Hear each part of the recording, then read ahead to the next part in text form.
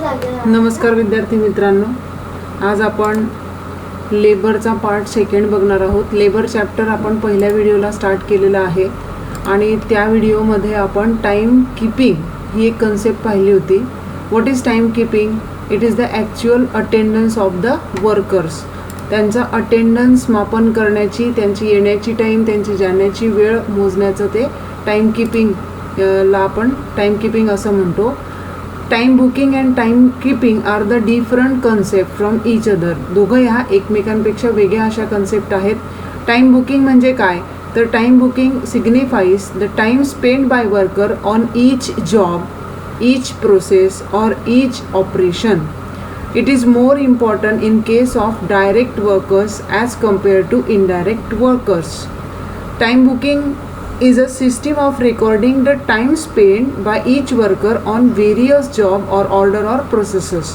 म्हणजे एखाद्या कर्मचाऱ्याने एखाद्या कामावर, एखाद्या प्रक्रियेवर किती वेळ घालवला ती रेकॉर्ड करण्याची माध्यम प्रक्रिया म्हणजे टाईम बुकिंग होय. म्हणजे त्याने कामावर, ॲक्च्युअल कामावर घालवलेला वेळ, त्या क्रियेवर घालवलेला प्रत्यक्ष वेळ, त्या ऑपरेशनवर, त्या प्रक्रियेवर घालवलेला प्रत्यक्ष वेळ किंवा जॉब, त्या जॉबवर घालवलेला प्रत्यक्ष जो वेळ असेल त्याला आपण टाईम बुकिंग असं म्हणू शकतो. फॉर एक्झाम्पल, समजा एखादा कर्मचारी जर 7:30 वाजता फॅक्टरीमध्ये येत असेल, मात्र अटेंडन्स करून, बाहेरचे त्यांच्या सगळ्या सिस्टीम्स फॉलो करून तो जेव्हा प्रत्यक्ष कामाच्या ठिकाणी, प्रत्यक्ष युनिट मेकिंगला किंवा आयटम क्रिएशनला जेव्हा येतो त्याला 8:30 वाजतात.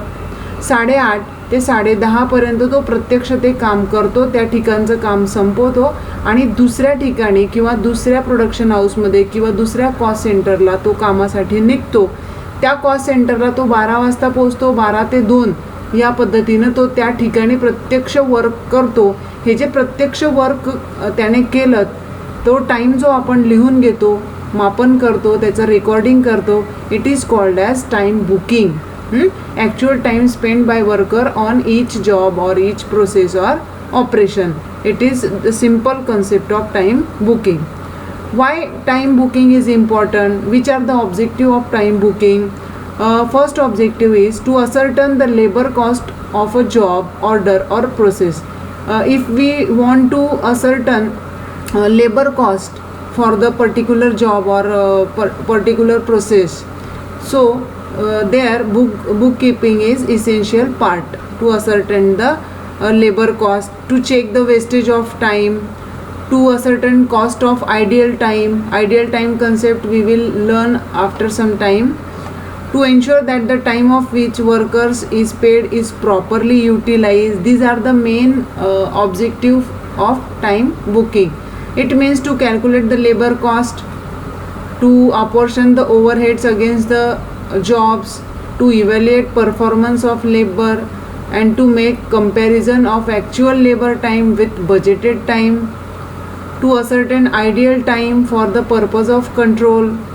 आपल्याला आयडियल टाईम शोधून ठेवायचा असेल, आपल्याला लेबर कॉस्ट कॅल्क्युलेट करायची असेल, आपल्याला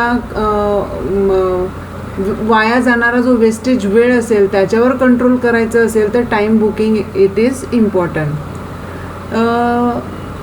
bye using 3 methods we can book the time of that particular worker for the particular job. 3 method साधारणतः आपल्याला सिलेबसला आहे. पहिली मेथड या ठिकाणी दिसते आहे daily time sheet system. Daily time sheet system त्याच्या नावातच आहे बघा, डेली टाईम शीट सिस्टीम. आता डेली आहे म्हणजे रोजच्या रोज. रोजच्या रोज जेव्हा त्या कर्मचाऱ्याला एक कागद दिला जातो, पेपर दिला जातो, त्या शीटवर साधारणतः बघा हा फॉर्मॅट त्या आहे daily time शीटचा.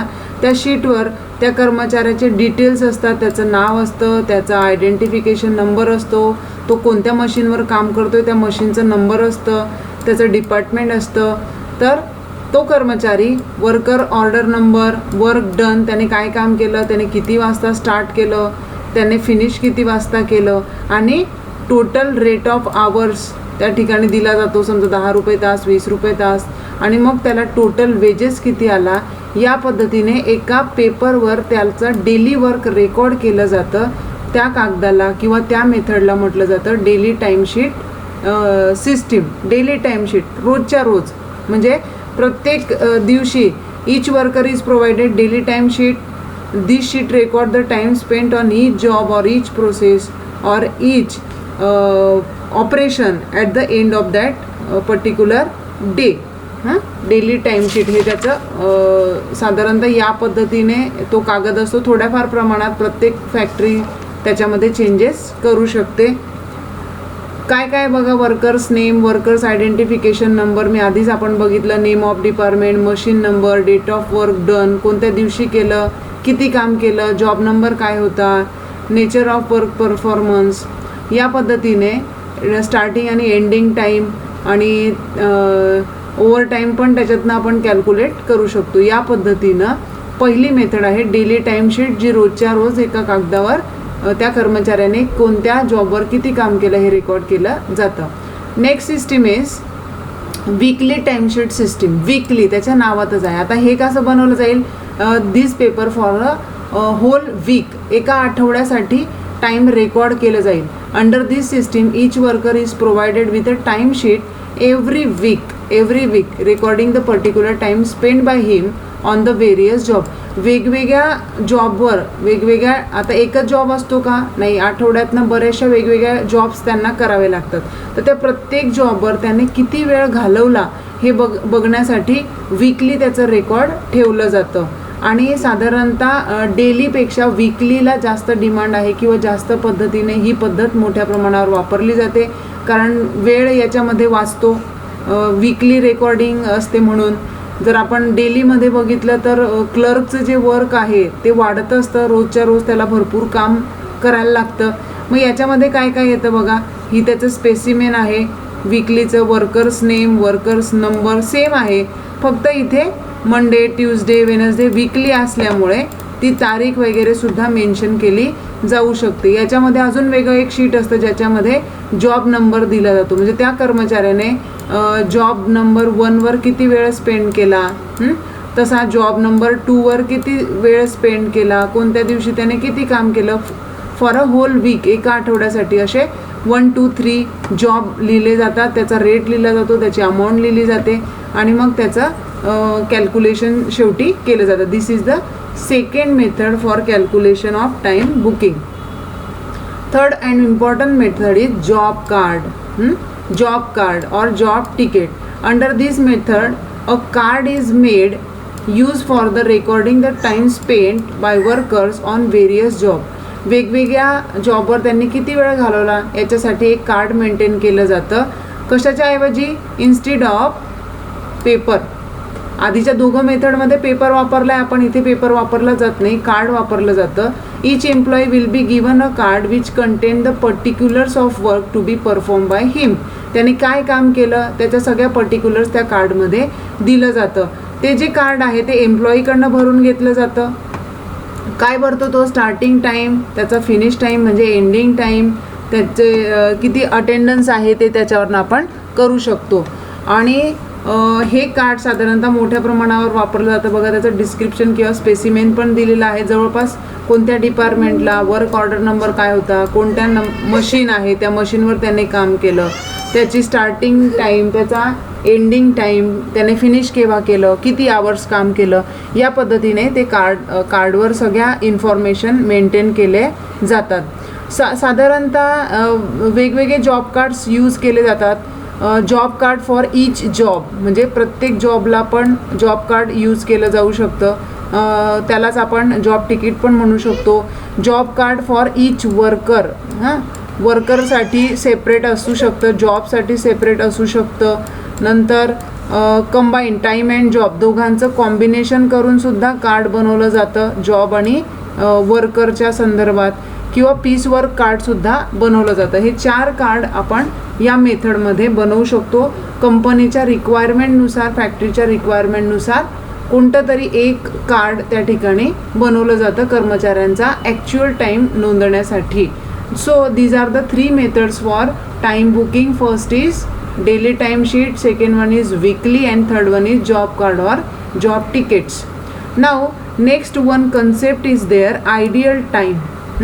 The objective questions can ask on this concept. What is ideal time?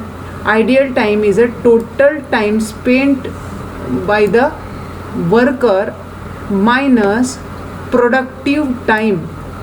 This is the simple formula. Total time it means attendance, म्हणजे कर्मचारी किती वाजता आला.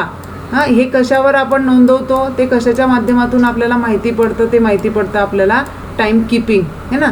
सो टाईम कीपिंगने आपल्याकडे असलेलं त्याचं टाईम रेकॉर्ड आणि टाईम बुकिंगने त्याने प्रत्यक्ष केलेलं काम, या दोघांची जेव्हा वजाबाकी केली जाते तेव्हा आयडियल टाईम कळतो.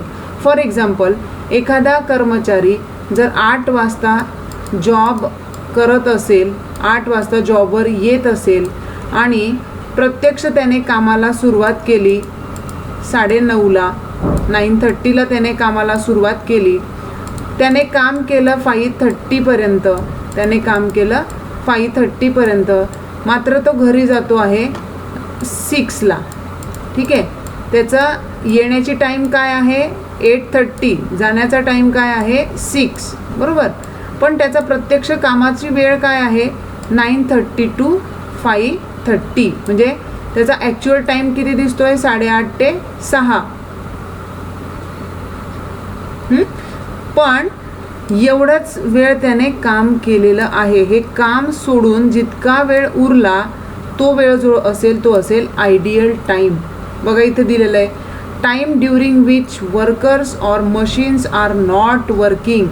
ज्या वेळेमध्ये कर्मचारी काम करत नाही तो टाईम जो असेल तो असतो आयडियल टाईम.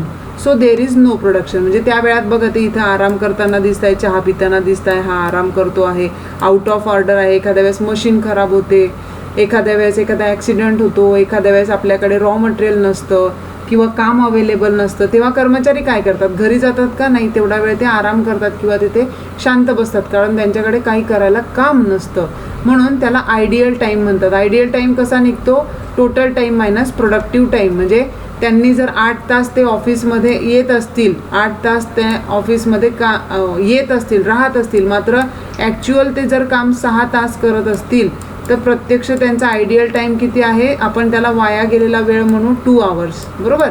2 आवर्स, या 2 तास त्यांनी काही काम केलेलं नाही, त्याला आयडियल टाईम असं म्हणतात. नंतर आहे ओव्हर टाईम. आता ओव्हर टाईम आपल्याला माहिती आहे, ओव्हर टाईम काय आहे, जर त्याच्या ठरलेल्या वेळांच्या पेक्षा जास्त जर एखादा कर्मचारी काम करत असेल तर त्याला आपण ओव्हर टाईम म्हणतात. त्यालाच आपण एक्स्ट्रा टाईम म्हणतो किंवा ओव्हर टाईम म्हणतो. नॉर्मल वर्किंग आवर्सपेक्षा जर त्याने जास्त काम केलं तर. का करतो तो जास्त काम, ओव्हर टाईम का केलं जातं. ओव्हर टाईम हा आपल्याला जेवढा वेळ आपण जास्त काम करू त्याचा जास्त पगार किंवा रेम्युनरेशन, मोबदला आपल्याला ओव्हर टाईमचा मिळत असतो. साधारणतः 48 hours in a week allowed आहेत ओव्हर टाईम करण्यासाठी. साधारणतः 48 तास एका आठवड्यामध्ये आपण काम करू शकतो, बरोबर. साधारणतः जर ओव्हर टाईम केला तर डबल रेटने आपल्याला ओव्हर टाईम, आपण समजा 2 तास जास्त काम केलं, 2 आवर्स आपण जास्त काम केलं, जर आपला रोज 100 रुपये आवर असेल तर हे 2 तास तुम्हाला 200 रुपये आवर्सने द्यावे लागतील. डबल रेम्युनरेशन त्या ठिकाणी दिलं जातं किंवा द्यावं लागतं. This is called as over time. Next is night shift allowances. Night shift, आता साधारणतः जर रात्रीचं काम करावं लागत असेल तर रात्रीचं काम करण्यासाठी एक्स्ट्रा अलाउन्सेस दिले जातात, मोबदला दिला जातो, त्याला नाईट शिफ्ट अलाउन्सेस असं म्हटलं जातं. रात्री केलेल्या कामासाठी दिलेला मोबदला. साधारणतः रात्री काम करायला कोणी तयार होत नाही. कधी केलं जातं, जर कामाचं बर्डन जास्त असेल, जास्त लोड घेतलेला असेल, आपल्याकडे कॉस्ट युनिट बनवण्यात पेंडिंग वर्क जास्त पडलेलं असेल, तेव्हा नाईट शिफ्ट त्या ठिकाणी कर्मचाऱ्यांना दिल्या जातात आणि त्याच्यासाठी स्पेशल अलाउन्स पण त्या ठिकाणी डिक्लेअर केलेला असतो. MCQs काय काय विचारले जाऊ शकतात. साधारणतः तुम्ही इतरही MCQचा अभ्यास करा, पण बघा आपण जे जे बघितलं त्याच्यावर, from the following which method use for time booking. Time बुकिंगसाठी कोणती मेथड वापरली जाऊ शकते. फर्स्ट आहे daily time sheet, second weekly time sheet, third job card, fourth आहे ऑल. बघा ह्या तिघही ज्या मेथड आहेत त्या टाईम बुकिंगच्याच आहे.